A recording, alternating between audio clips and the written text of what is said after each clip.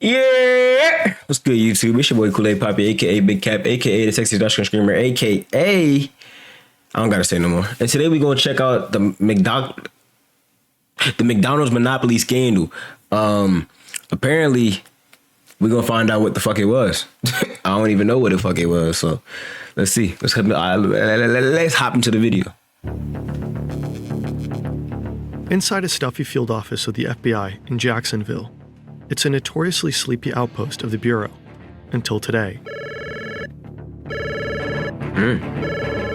A mysterious informant calls up the office to let them know that the famous beloved McDonald's Monopoly game is rigged. A ring of criminals have been secretly pulling the strings for over a decade. More than $24 million have been stolen. The FBI kicks off a manhunt with 25 agents on the case. 20,000 phone numbers will be surveilled. It will ultimately. So you telling me that whole time when I was a youngin' child, hopefully I was gonna win that M, I was gonna get that, I was gonna get that car, I was gonna get. These niggas already knew the winner. Sold in a mass. So I bought them 60 Big Macs for no reason. That's what y'all niggas is telling me. 60 Big Macs, 10 piece nuggets, three quarter pounders. I bought all that shit for no reason.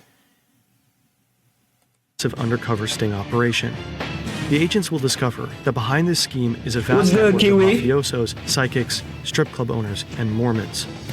But Dang was out there in New Zealand. Sits at the center of it all. He holds the keys to the treasure and rakes in most of the profits. He's known by most as Uncle Jerry. Uncle Jerry? How did he do it? Former policeman known as Uncle Jerry. We should have just known it was the nigga.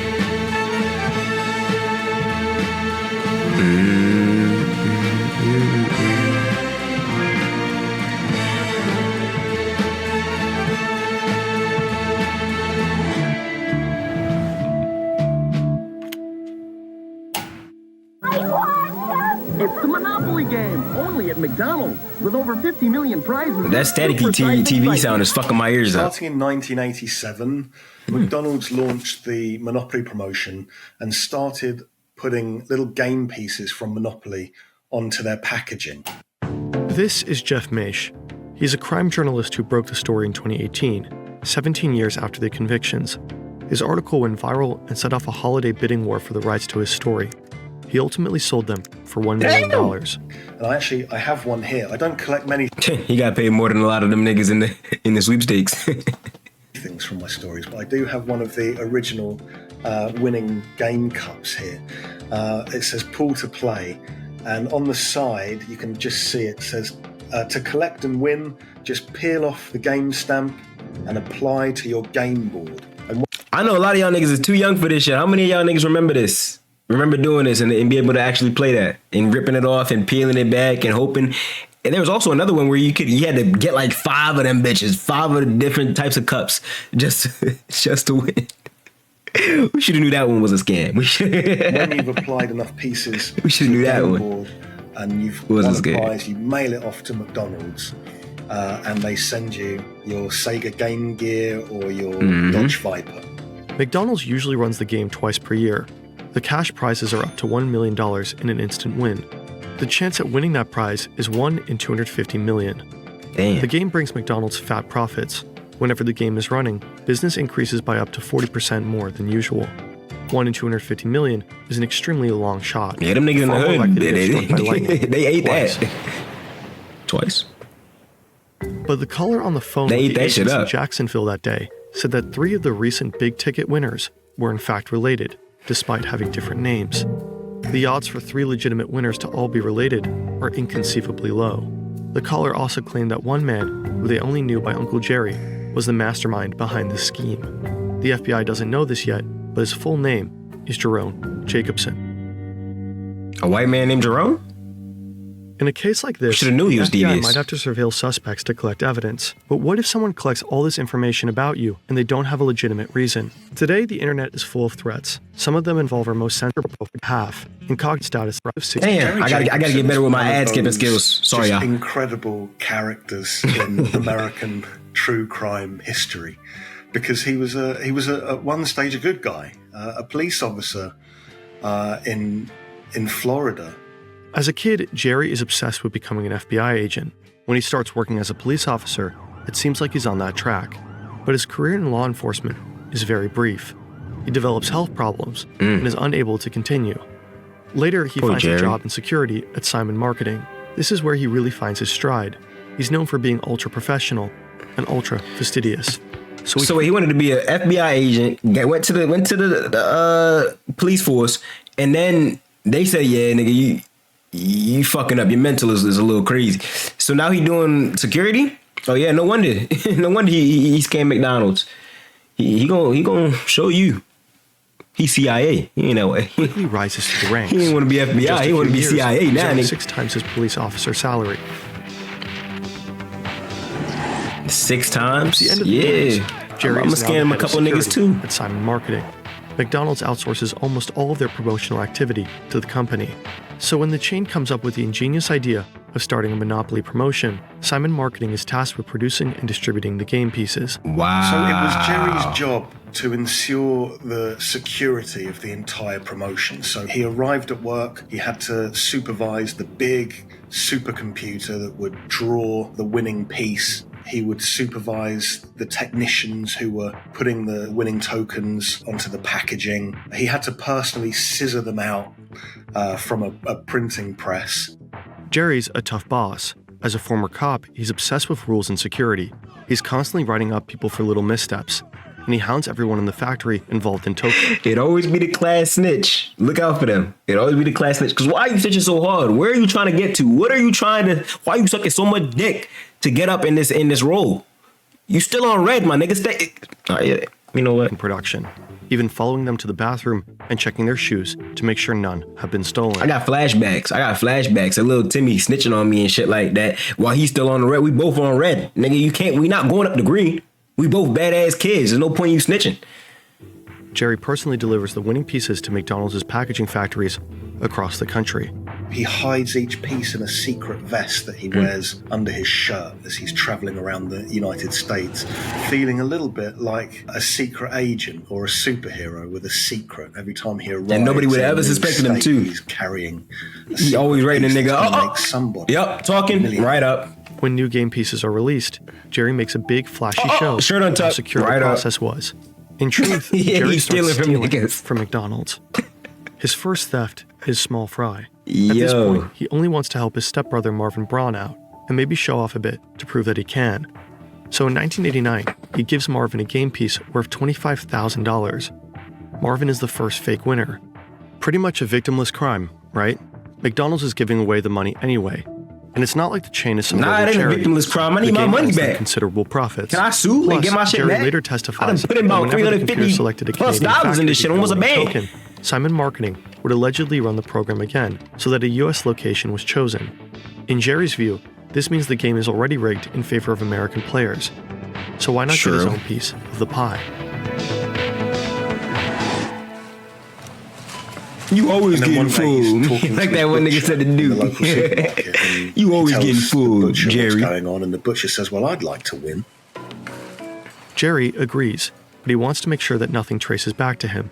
So he instructs the butcher to give the prize to a friend of his. And of course, Jerry turns on his television one day and there's a commercial for McDonald's with a lucky winner on it, and he sees his butcher celebrating his win and he goes crazy.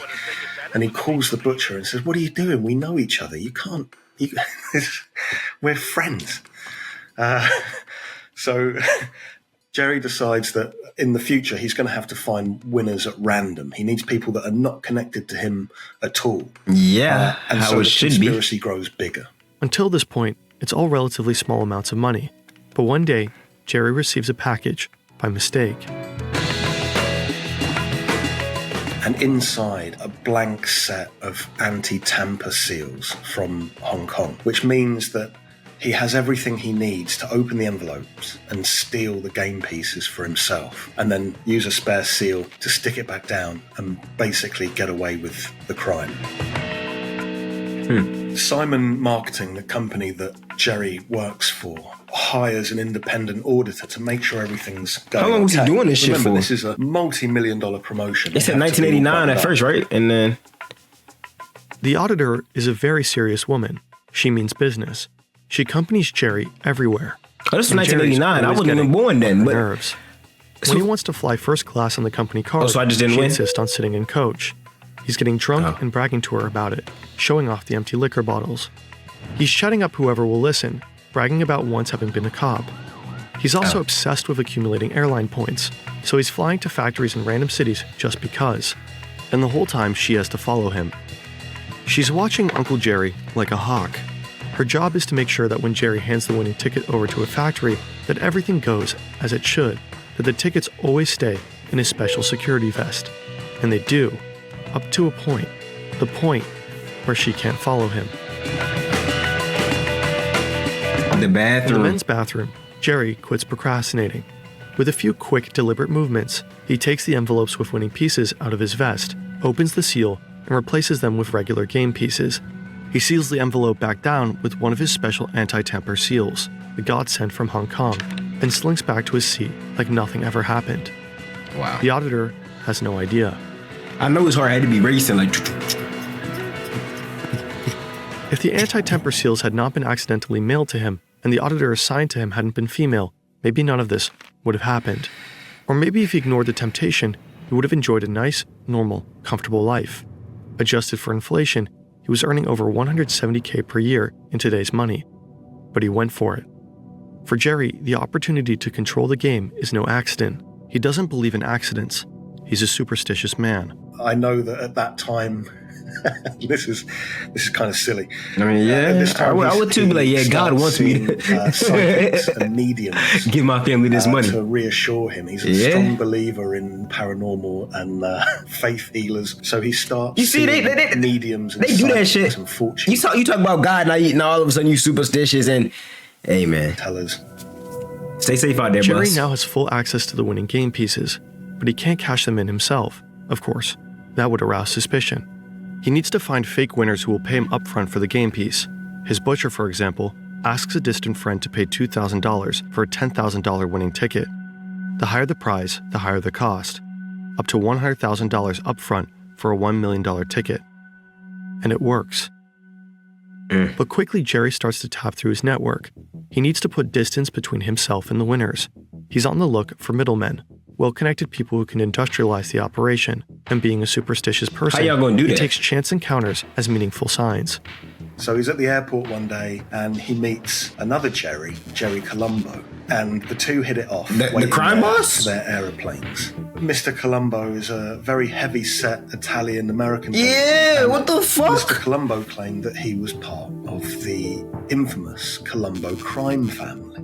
Columbo is a larger-than-life character, like someone who modeled his whole personality off of The Sopranos, and Uncle Jerry is lapping it all up.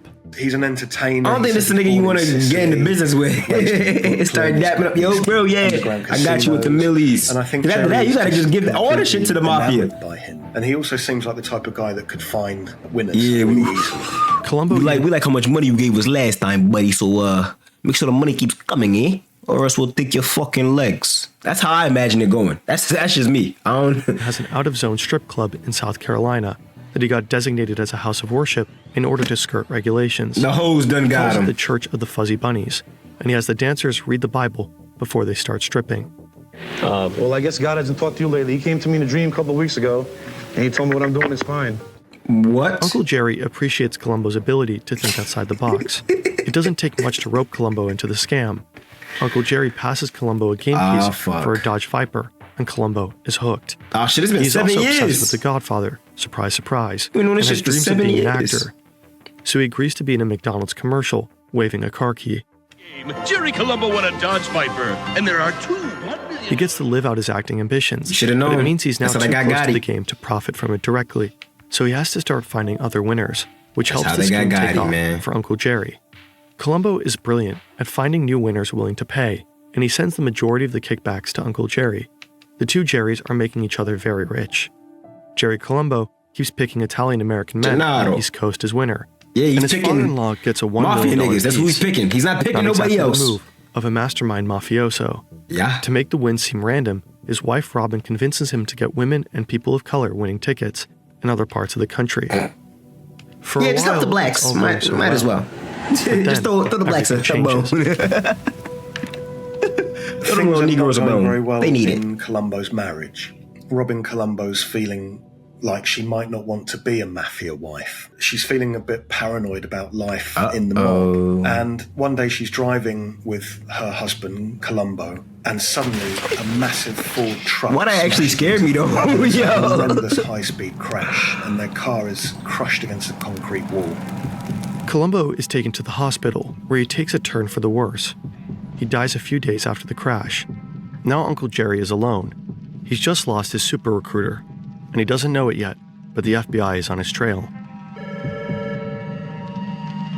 Who knows? We don't. This know. just So many took a people turn could have quick called the as FBI. shit. A disgruntled winner. Remember, a lot of these winners, their lives changed. One minute they're poor, the next minute they got $1 million. They're driving around in a Corvette. There's a lot of jealousy. There's now so many corrupt winners out there, dozens of people. They might be drunk, bragging about it at the bar. Uncle Jerry finds new recruiters to replace Jerry Columbo's role. Some are dodgy, like the drug trafficker A.J. Glomb. He's just jumped on for a 12-year sentence for shipping kilos of cocaine across the U.S. and sells most of his winning pieces to buddies from the drug dealing business. Other recruiters that Uncle Jerry finds are seemingly upstanding, like the Mormon Dwight Baker, a beloved member of his church with no previous criminal record. He's a real estate developer with 5 kids trying to get his dreams for a golf course and a luxury resort off the ground. But he struggled to find investors, and he also owes tens of thousands of dollars in back taxes. Yeah, he needed the millions, nigga. He had 5 kids, owed millions of dollars in back taxes, nigga. I would snitch. Not snitch. I would scam these niggas too. Would really help him. So despite his moral misgivings, he gets involved in the scheme too. But none of the recruiters are careful enough. The winners they select aren't random. Back in 2000, when the FBI gets the name Uncle Jerry from the informant, they know nothing about who it could be. He's already been doing this for McDonald's insider. Almost 10 years. Is it even a real name? It's too late.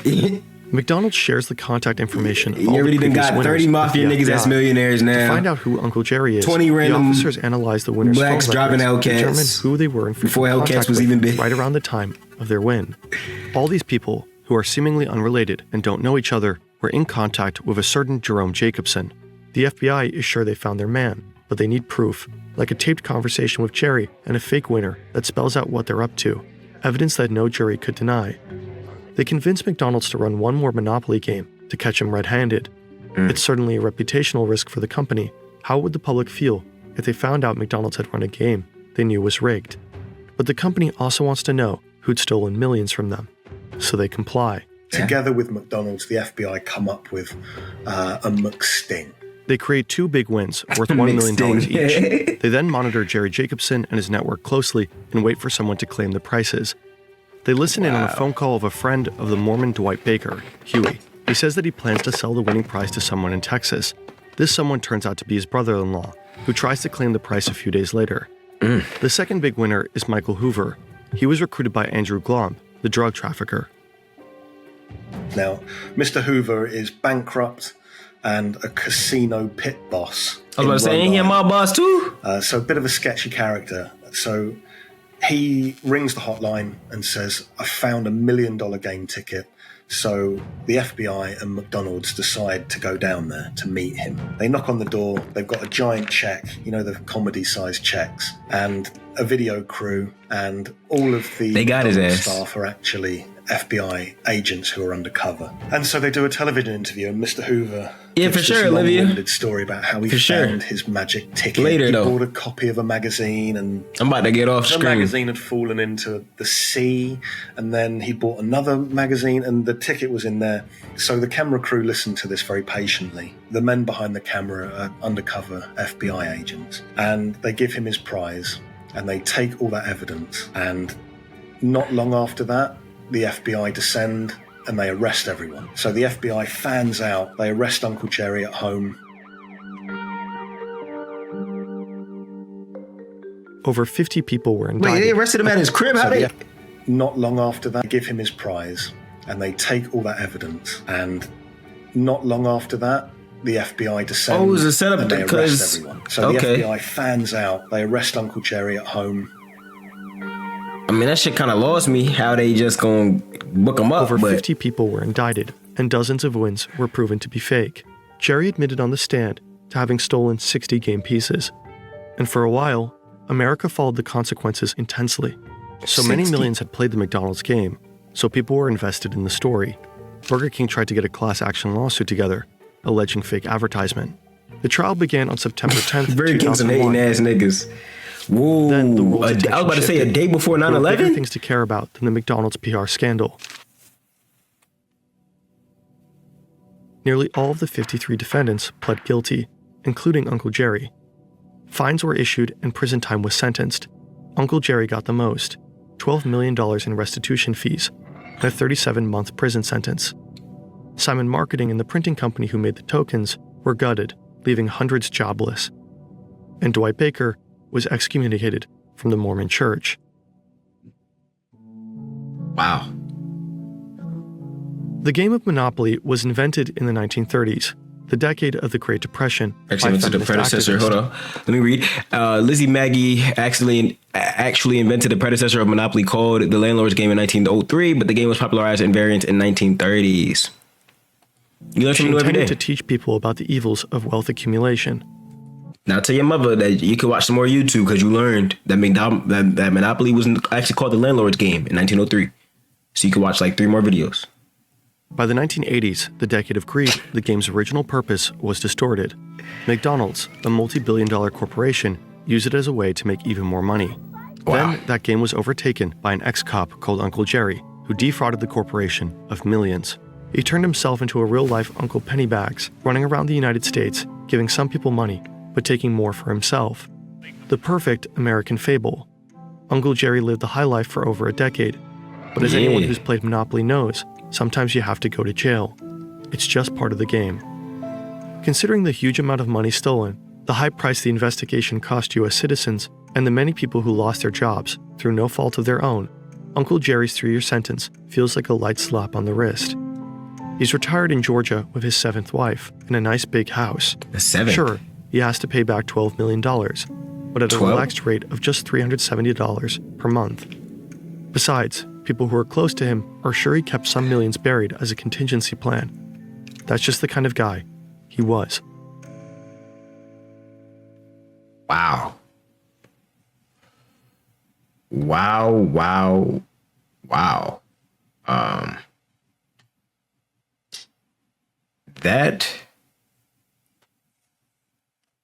That caught me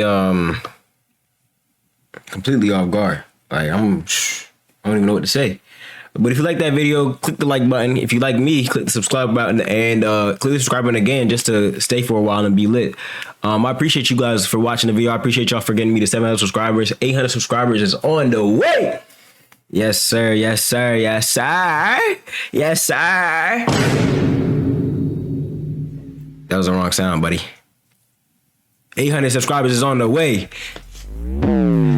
But hey, click that next video right there, and I'm out. Yeah. Hold on, y'all. I'm sorry. I wasn't out right there. I'm out now. Yeah.